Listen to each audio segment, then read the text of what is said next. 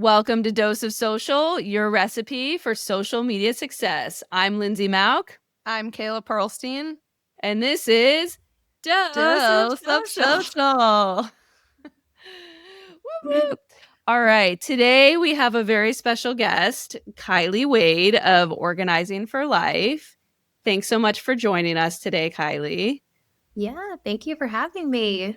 And super fun fact about Kylie. So we connected back, I don't know, it had to have been like 8 years ago or so, Yeah. back in the day of social media when Kylie had her social media handle South Bay Sweat. And I think you Yeah. were you a Sweat Pink influencer as well? Like ambassador? I I might have been. It's so funny like how you repress those memories, but it's hilarious talking about it and being like, "Oh my gosh, yeah." But basically like my like brand at the point was we were like abusive of ClassPass. We'd do the unlimited membership. So I'm sorry, we probably took that down. So we had a little group of us who would all just get it down to like $1 a class. And so we would just go to so many. This was pre-kids in my life, obviously. But yeah, and so I just shared that on social media, and I was a spin instructor. And unfortunately, I haven't set foot on a spin bike in quite some time, despite one being in my home. But life. And so yeah, I love that we connected through that way. And I have a similar story with a local marketing expert here in Johnson City. We met through social media, and she jokes we met through a hashtag, and we always talk too about the power of that and the power of social media for making those connections. And look here, we've stayed connected this long, and this is, so fantastic to catch up, in this way today. Yeah, I love it. The power of social media. Yeah, Kylie and I were talking earlier because I didn't know that she also currently lives in Tennessee. So that was very Oh my exciting. gosh. I don't think Yeah. I realized that. That's awesome. Yes. So it's both enjoying the 80-degree days in May, which is bananas. The humid 80-degree days. Lindsay just experienced the very cold weather out here Yeah. in December. So, Yeah, it was like 20 degrees. Oh, yeah. so Kylie, can you introduce yourself to our listeners and tell us a little bit about yourself and your background and what you're doing today? Yeah, definitely. So, back in the day, I'll go ahead and date myself slightly. Pre-Instagram, I got a marketing and PR degree. But of course, things have changed so much. I like to be, a continuous student of social media, as we all are, right? We're scrolling and researching all the things, and so anyway, so that was always, in my roots. And so when I went out to LA, I initially went out there for an internship to finish my degree from Alabama. I'm now in Tennessee, of course, but we came back to the South during the pandemic. However, my time after college in LA, I went out there to work for the Tennis Channel initially. I did anything I could to stick around there. And so I developed what I called my happy path. And so I was like, I'm happy with what I'm doing. Let's keep doing this. Of course, it's not without, the learning and the growth that you have in your first few jobs out of college. But it was great. It was, a sport that I loved, and I was doing things that I loved. So at times it was really funny seeing their social media account and remembering the days that I was like, oh my gosh, you're giving me this password. You want me to like post as I'm doing like the bug ticker or the bug or the ticker, like all these different jobs that you would do while you're working on these productions. So it was really fun, a lot of great experience. From there, I did a quick stopover, still in the sports realm at the NFL Network. I was an associate producer there, stayed close to sort of really a lot of my experience has been in project management. I think that's the most cohesive part of my story. That and sort of tech and television, really. Because from the NFL Network, I then went to work for Netflix for 7.5 years. And so that was my last corporate job. And I do miss those paychecks. I'm not going to lie. As an entrepreneur building her business right now, I have quite a bit of income to make up. But the journey's been so rewarding, and to the point that I've actually reflected too, maybe we can link out to this. I did a TED talk this time last year and sort of reflected on that experience going from Tennis Channel to here, to my current profession. So I am, a founder of Organizing for Life. We focus on in-home services, but we've really expanded that. We do concierge moves now. We offer maintenance programs. It's basically so many things that are shaped after what we need in our lives and how the help we wish we had. So like one-on-one services, they come and work with you. They're a force multiplier to the work that you're already doing. Think about that day you take off work to catch up on things in the house. they're there beside you to help you get it done faster. All of these things, just really thinking about how we just make life easier for our clients. And so, long story short, I went from a marketing PR degree, which I'm now utilizing in my business because I'm, of course, the the CMO as well. And so I'm finally utilizing that degree, learning more every day, and then incorporating that heavily into my business. So that's a lot, but here we are. I love that. I love your story. And I remember actually when you were working at Netflix, and I think you were doing some influencer content Yep. for for your channel on the side, and then you kind of pivoted into what you're doing now full time. Was there a defining moment when you knew you wanted to pursue professional organizing full time? Yeah, it was really hard because I was just quietly building my business, and that's how I started. I did start the influencer route because I could be at home, I could do the things, I could control the setting versus being in different client homes. I control the lighting, I control the products I go after, so I could buy all the pretty things and sort of stage it in the way that I want. And then I'm like, oh, I might as well keep these now. Sorry, husband, I just replaced some perfectly good bins, but he is now used to this at this point. But yeah, so I went that route initially, but it was really hard because when you're that present online, it's hard for coworkers to see what you're doing or come across your page and say like, aren't you supposed to be working? And things like that. So I always worried about sort of that moment, but still tried to quietly build it, sort of do that in my after hours and set tough boundaries. That way I was really showing up for work while also trying to build this.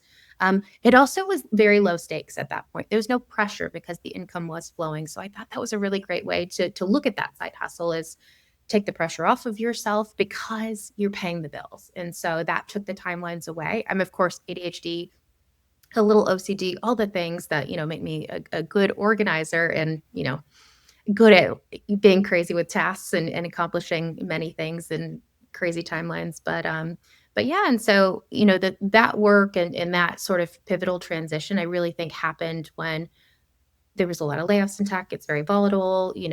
We're working remotely in the pandemic. You're becoming increasingly more disconnected from those you work with because you're talking on screens all the time. There's uncertainty too, and sort of the way that things were shifting. And so throughout all that, I'm like, what's my constant? My love of my job, but when I'm constantly questioning what success looks like in that role, because there's so many changes that are happening in the company, I didn't feel good. But what felt good and, the difference was how I'd light up when I talked about organizing. I did a project for my husband's grandmother, and we sort of got to do some renovation components to it. And it's still my proudest job to date. I took some days off work and did that, and it was so meaningful. And I was just like, I love this. I just changed a life. I just gave somebody access to a space they hadn't had access to in 20 years. And those are still the stories that I live for today. And, getting to know clients and really just changing lives. We've gotten people off of couches back into bedrooms, all the things. That and how meaningful that is was great. And then sort of just some transitions that were happening at work and some different things just made me just really have a critical moment of, am I ready to go full time? And so I made the leap. It was scary at first, of course, but it was really great. Luckily, I have a really great support system and sort of finding that partner very quickly to help, laugh through like all the silly stuff that happens and all those things like the day to day we're like, is this we are constantly saying like you can't make this up. Like our lives are just bananas. And so it's been really great. It's been super fun controlling my team, controlling the atmosphere. Of course, we're not always doing everything right. But it's been really, really rewarding work. And I think that was just that critical shift is just seeing, people are like, you light up so much when you talk about organizing. But it got to the point where I just didn't light up the same way talking about Netflix as I once did. And I knew what that feeling was like. And so I was like, all right, this is my moment. I love that you brought that up because I feel like a lot of entrepreneurs who might be in full-time roles are going through the same situation. I was in that same situation before I started my company. I have a client that is in a similar situation, so I feel like a lot of people can relate to that. Outside of organizing and project management, were there any lessons or skills that from your time at Netflix that you're now applying today with your own business? Yeah, definitely. In some of my later roles at Netflix, it was really focused on scalability. I was working in the IT organization and we just couldn't keep throwing bodies at problems. And so we're like, hey, we have to, build things to scale. So as a training program manager, and so I was alleviating a lot of training opportunities through systemizing the way that we worked and helping, train and sort of bringing a shared understanding across all of the people doing their different jobs. How do we work together? All these different things. So it was really good. So that mindset to scale has been really important. So I've built in automations. I adopted a client resource manager, a relationship manager software early on, things like that that would really help sort of take a lot of the manual work out, and then also help guide those projects. Like, what are the standard tasks? How do we really improve the client experience and have a consistent client experience? So those things, it's all from my Netflix days. Also, just the more analytical side comes from that. And then some of the tools that I use then I still try to incorporate now. But really, it's just that mentality of scale. And then also, too, I never was in any managerial positions. So just leadership wise, I've had to really think through really great leaders that I worked under in my time there, and what really impacted me and how I can use that to, like, set performance reviews, pay rates, how we could do increases and things like that. And so I feel like a lot is so critical to the work that I do today, and I'm so grateful for it. And then I'm like, okay, that was time well spent. I feel like that could always be the case versus, leaving a big job like Netflix and everybody knows that name. I had to detach myself really from that identity of myself and say, I'm making my own identity now. I'm, through the lives that I'm changing, and now building that brand that is my business. So that way it is reputable. I don't think it'll ever be as reputable as Netflix, but You never know. I mean, Yeah. and I understand that too so much, like, just as when you work for a company with a big name, like I worked for MySpace back in the day, right? And your identity becomes associated with that big company that you work for. And especially then you go out on your own and you're like, wait, but I worked for MySpace back in the day, or I worked for Netflix, and you kind of hold on to that. I think it's eye-opening too when you go out on your own and you're like, oh, I'm not with this big company anymore, but you still have all that mindset and the skills and the network too of relationships that you built throughout, your time at that company too. So that's really Yeah, great. exactly. And we'll always just mention it for street cred, right? Yeah. I know, although MySpace now, I mean, people are like, "Wait, I MySpace?" still Like, know I was, like, 5 years old, like, and you're like, thanks. Like, I know. So getting into social media, and I'm sure you don't focus on MySpace as a social media channel for your business, but, what social media channels do you focus on for organizing for life these days? yeah. So, what we find is Instagram has always been my bias. Every time I like start to migrate towards TikTok, it's like we may ban it, and I was like, which effort should I put here? But definitely, Instagram's it. We've ebbed and flowed with the support for our social media, so we'll bring on a social media manager, and then we're like, oh, we don't have the infrastructure set up to make them successful because we're not giving them pictures, doing different things. There's a lot of ducks that we have to get in a row before we can bring those people on. So I'm actually taking charge of our social media channels again. For me, we definitely push to Facebook. And just with very little optimization. So we use like Metricool or some other scheduling platform. We've used different ones in the past. That way we could say like, hey, comment, shop for these links on Instagram, but you're actually linking to, where they could shop when you're going to Facebook. And there's not that weird experience where they're like, was this intentional? Or when you view things on Facebook and you're trying to like participate in somebody's quiz and you're like, I can't. Because it's rooted in Instagram. We try to like think about those different experiences too. But definitely big missed opportunities as far as TikTok. I don't know. I think what I'll do is I'll sort of go more towards YouTube Shorts and then seek parity with the way I'm posting on TikTok.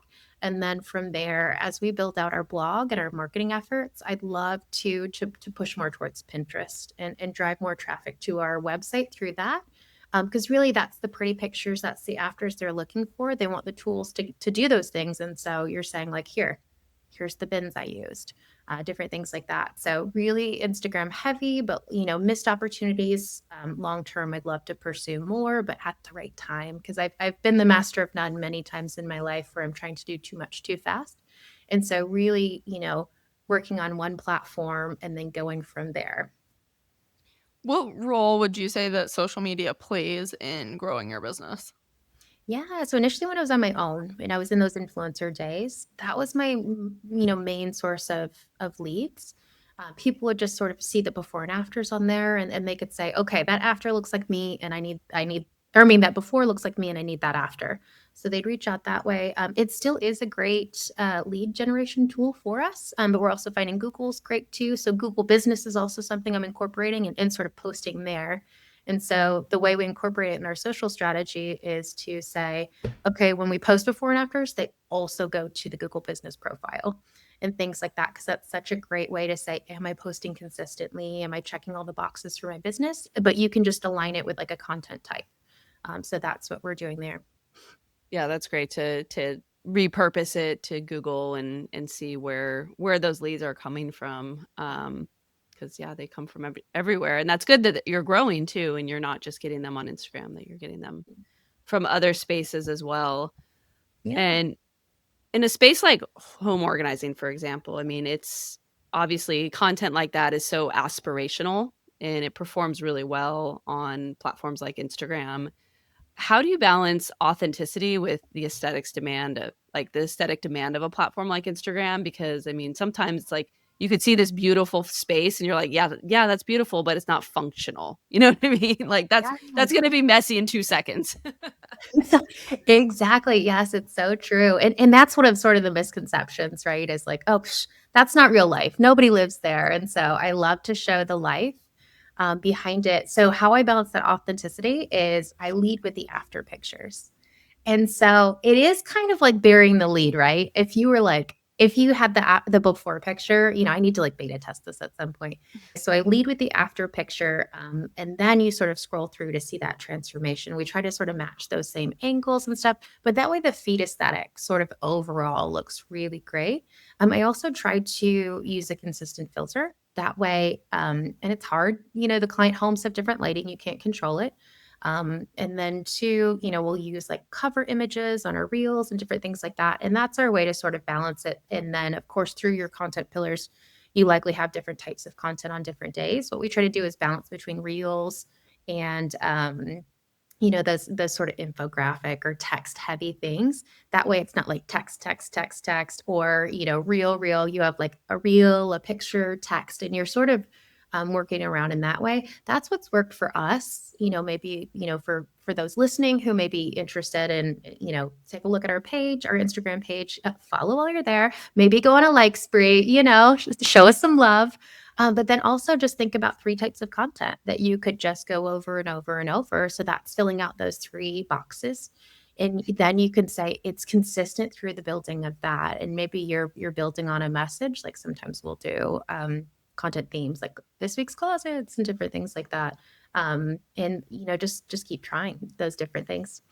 That leads perfectly into our next question, which is about content strategy. So, do you typically batch or do you just post organically, or like when you feel like you want to post, do you have more of a strategy in place?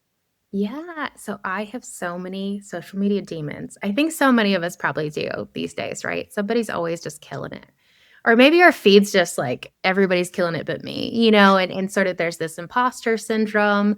I, through all of the courses and different coaching programs and different things that I've done to really dig into Instagram as it is today and how to be successful on there, it really am like, is this providing enough value? Am I posting to post? Am I sending followers away? Like sometimes if I post pictures of my kids and stories, they're like, what am I following this girl for? We will lose followers, things like that. And so it's hard. You're trying to be authentic. You're trying to, show these different parts. What I had to figure out is really, and this was said at a conference, and I think this was the best way to view it. Instagram's our resume. So it is showing our work, it is building our credibility, it is showing people what we're capable of. So often if they reach out for a discovery call, we say go to our Instagram if you didn't find us that way, because we'd love for you to see our work, and we're really hoping that just seals the deal. I got to go with these girls. They're fantastic. But also too, thinking about where you can sort of send that messier content. So like the behind the scenes, showing, hey, we're here at this client's house today, different things that may not look as great aesthetically in the feed. But we're able to be in touch with our audience. We're able to do a little bit of storytelling. But really, I line it up around projects, process, and products. And that's the way, like, that's our three pillars, if you will. Do I batch content for these things? Absolutely not. I'm not great at that. I need to get better at that. And so there's things that I'll do, inspiration days. We'll batch sort of ideas. But then, you have to find that content or shoot that content. And so I am very much still dialing this all in, but really, focusing on one key piece at a time. What's our message? What's our consistent value we're providing? And when I don't feel like that's in place, I just post infrequently. I'm like, hey, I'll show up, or I just post funny things on stories. Like I'm laying in bed at night. That's kind of one of the ways initially built like the story views on our account is just those silly things. But then from there, I build on the relatability of different memes and jokes that are often like it's often because our life is messy and unorganized, and then, we can laugh at it, but then also I just posted one like this yesterday. It was the guy, oh my gosh, what's his name? Like Prince Charles. And so I think that's him. I'm so sorry if I got the wrong person. My brain is not working. This is later in the day for me. But he's got his, big crown on, all these things. And so the joke was like when you are decluttering your closet and you get distracted by all the things. And then I was like, it happens to us too. So I took that meme and I was like, this is relatable, it's shareable. And like, let's put our spin on it from there instead of just sort of putting it in our font, being additive to it. So those are the different things that I try to do. Am I doing it all well all the time? Nope. But, focus on one thing at a time. And then those incremental improvements will sort of build that framework over time. Yeah, I love that. I mean, I do that too with my own personal profile too, is like make sure I'm at least, if I'm not showing up in the feed, that I'm at least showing up in stories. And even if that's just sharing memes or, relatable content, that's okay. Cause that's, it's okay. That's what I can do right now. Yes, exactly. Okay, so another question about that too is there's obviously professional organization, just the category in general is very popular on Instagram, like touching on that like aspirational content. How do you position organizing for life in a way to differentiate yourselves from other professional organizing services? Yeah, this is such a great question and, something that's top of mind because, recently we had an organizer who moved over to another organizer within our area. And I was like, whoa, that's crazy because you're thinking about, what they know of your business, but also too those differentiators for us. How do we focus on making it things that we can control and things that really light us up? So I use the example of the project that we did for my husband's grandmother, and that was one of the ones that first sparked that joy of those transformations. We try to maintain that in the business today. We do have a build aspect. We have people that could like build the shelving, and so we can really bring a beautiful vision to life. We try to position ourselves as luxury organizing services. That doesn't mean that we won't support sort of, different budgets and different levels, but we really shine when we're able to say what you need in your life, we can do for you. Is that building shelves? Is that making sure all the bins are very uniform, swapping bins. So maybe you can see through them. There's more clarity and sort of glancing at things like maybe a pantry where you're just like, oh, I'm out of bread. I call it visual inventory, those different things that really make life more seamless on a day-to-day basis.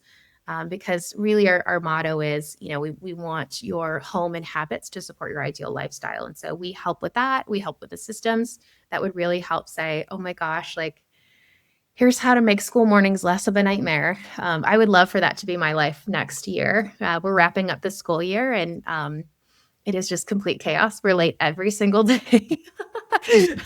And so December, it's a real thing. I know, I it's just learned about yeah, that this week. it's so I love that. And that's a big viral thing right now. And I mean, it's so true. And then we try to share that. We're like, hey, help us.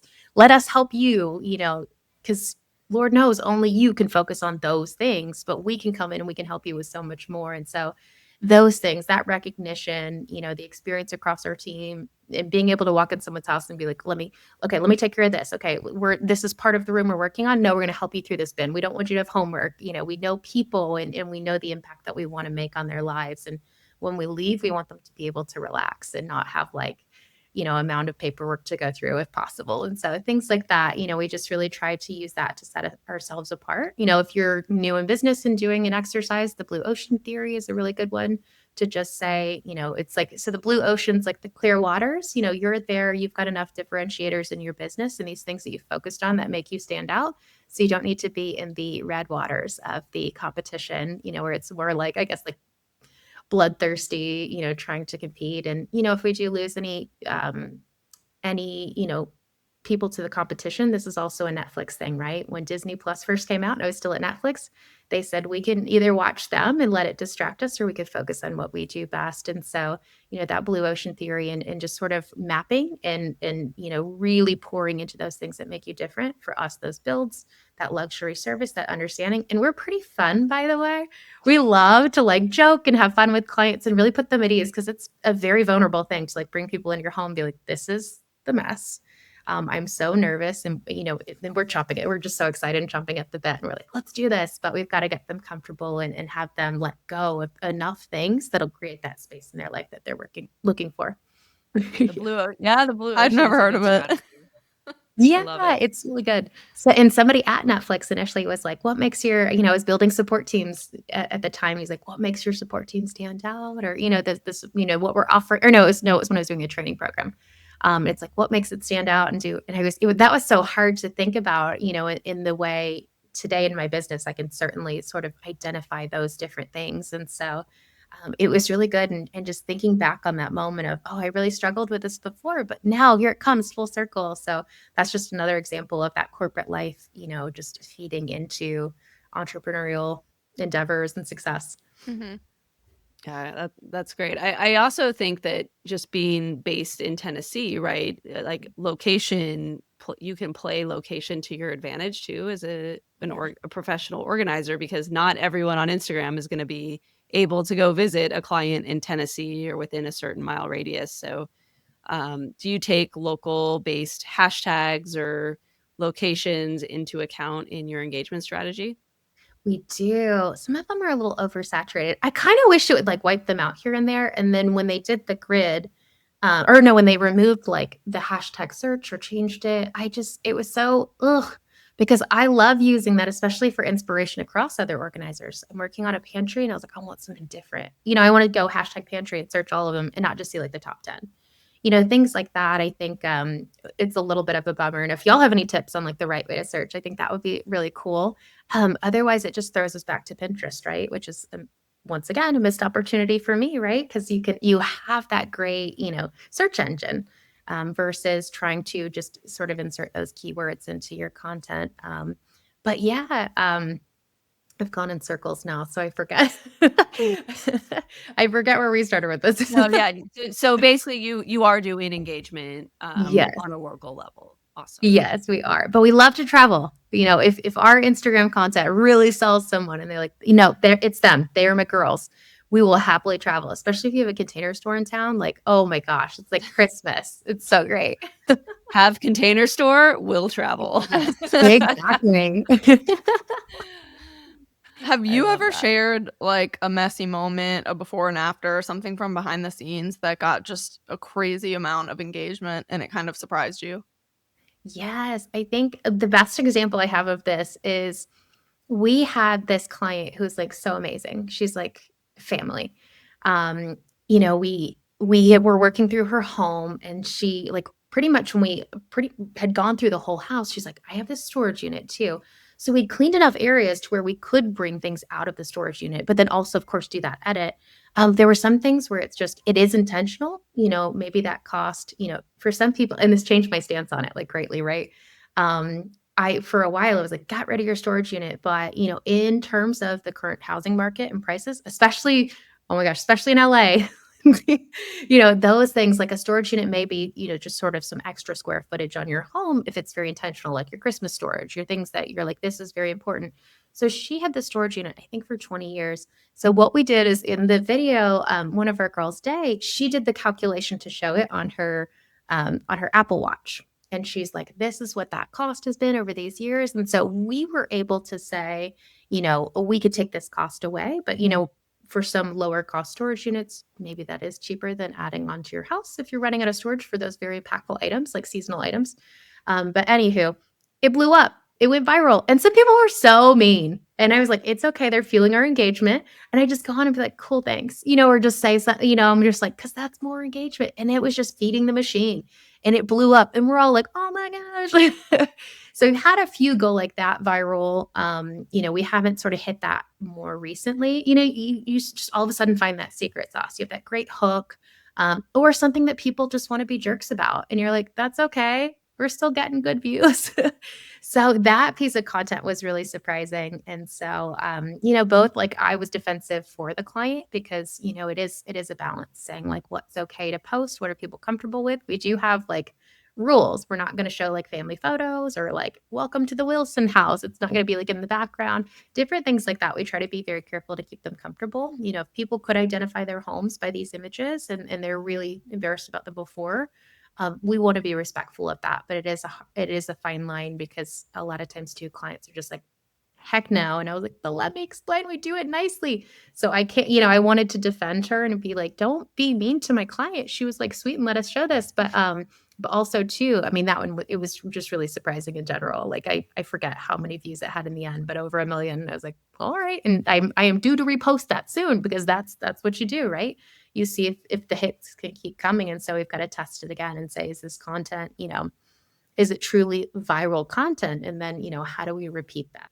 I love that you mentioned not showing pictures of the family or like showing people in the space, because I think that's also something too. Like I've had people come to me when they're just starting out, like service-based businesses, and they have all these pictures of like people like at a party. Like I'm like, no, like people don't want to see people they don't know. Like they want to imagine, they just want to see the setup and like visualize themselves and their friends in the space. Like, so that's really good that you do that. And I think it's important to note too for anyone in like a service based business or party planning, event planning, home organization. Like those are things that you should consider when planning out your content. Definitely. And thinking through how you shoot it. Because a lot of times when we're going to shoot our afters, our client may be in the room. And I'm like, oh, so you're trying to take it really quickly. So sometimes we actually just lock them out and we're like, you want an HGTV moment? Like, we're going to just zhuzh this to bring you back in. And then we also get to take the pictures. For us, it's twofold too, because not only can we share those with the client afterwards, they could use them in their Google reviews, but also too for us it's sort of documenting our work. And if they're like, where did you guys put that one thing, we have pictures, we're like, in this drawer. So Nice. there's so many reasons to do it, and remember that that's an important part of the process, because at the end of the day you're just like, Do you have your clients sign a media release form when working together? yeah, so we used to have it in our contract, but I felt like it was so out of context. We would get just blanket no's. We had that for like 3 months this year. And so it was really, really hard because it is such a driver of being able to show, like, and especially it's the ones too that you're just like, your house would land us so many clients. Like it's just these really cool transformations. And so, we like to sort of revisit that after, and we're still trying to find the right way to approach it. Sometimes if they get a little nervous, as we're going in and saying, hey, we take these before pictures, we sort of address it in that moment. And if they're nervous about the before pictures, we say, we could share them with you afterwards. Most importantly, it's to document our project. If you're comfortable enough, we'll share them on social media. But yeah, it's hard. We're having to try different ways and say what's the right thing. Eventually maybe we incorporate something that's just a little bonus. That's like, hey, if you let us share pictures on social media, we'll give you a discount. Because really that sort of gives us the grace to take those moments during our work and say, hey, this is the 30 minutes that we're sort of pausing and taking this time to document, that you're not paying for. You're getting that bonus or some other incentive for it. That way, we're really speedy in the way that we work, but that's giving us permission to slow down because it's approved and capture that content. Like, hey, here's a great belt trick and different things. Otherwise, we're just going to plow on through. Timing is everything Mhm. with a lot of things, including this. What advice would you give to someone trying to build a service-based business and attract clients through social media? This is a really good one. I think sort of as you set it up with the right expectations. Just like I said, if you're like a restaurant, show your food. And this is what you're doing. You're showing your food. Don't worry about likes. Don't worry about, how many people comment on it. Of course you can have a small network of friends and family. You're like, Mom, can you like comment? Like, like you have those consistent people. But I think too, don't associate it with your worth. And that's what I think I did for too long. And so too many people probably do. I was like, my account when it took off, it's been stagnant for a bit. And, we've still sort of tried to push it back into that really trending place. We have had moments where it was sort of getting back there, and then you just never know. You're at the mercy of the algorithm. So I would say do it in conjunction also with building your email list from day one. Mhm. That's advice that, of course, we haven't heard enough until the TikTok ban came up. And then Yeah. everybody's sort of beating that drum now. They're like, hey, Right. if you have that email list or if you have like clients who have signed off on text messaging, then you have direct access to them versus like maybe they see it in their feed. Maybe they're online today, different things like that. And so I think just setting the right expectations out the gate.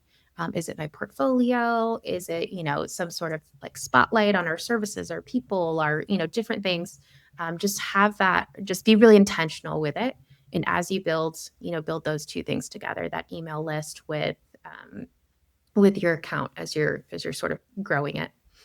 Yeah, that's great advice. And, we have a Dose of Social episode on email marketing too. And email's it's an own channel. And on these Mhm. social media platforms, your audience is borrowed. I mean, hopefully it continues to build and grow. But as we learned from MySpace back in the day, Exactly. ex-MySpace employee and the TikTok ban, yeah, I mean, you're renting space on these platforms. So yeah, that's great advice. And Kylie, thank you so much for joining us Yeah. today.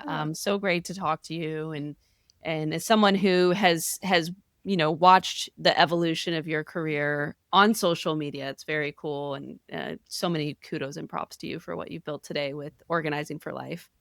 Thank you so much. We take so much pride in it, and it's been such a fun journey. So, thank you both so much for having me on today. And I'm sure we'll link out, so that way people could go see what this looks like and follow the continued evolution as I just continue to get better and better at it and get better at sharing and being vulnerable myself in front of that camera because it's definitely a lot to do all at once and only room for improvement. And if someone wants to find you on social media, I think we've said your handle quite a bit throughout the episode, but where can they find you? Yeah, Organizing for Life is our handle on Instagram. So go there. And then we are organizingforlife.org if you want to find our website and just see that cohesiveness that we're trying to achieve with the branding across the different platforms. You can find us on Facebook. As I mentioned, I'm not doing great there. I'm just sort of reposting. Definitely, as you're looking into the different channels that you're going to do yourself, you're appeasing to different people, like a local audience through Facebook versus that broader audience of Instagram and et cetera. But yeah, check us out. Do a like spree, comment, reach out in the DMs if you have any questions for us directly. All right. Thanks so much for joining us, Kylie. And thanks for listening to Dose of Social. I'm Lindsay Mauk. I'm Kayla Pearlstein. We're out. See ya. Bye.